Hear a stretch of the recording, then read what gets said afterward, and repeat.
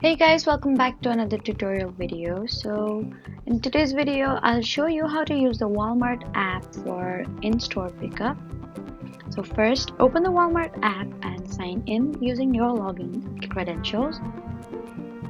Now make sure your preferred Walmart store is selected.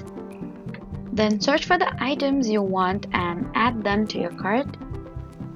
And whenever you're ready, open your cart and choose the pickup option if it's available for your order. Then select an available pickup time and review your order details. Now from there, choose your payment method and place the order. After that, wait for Walmart to notify you that your order is ready before going to the store.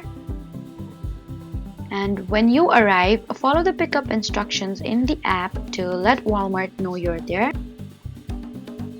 So that was how to use Walmart app for in-store pickup.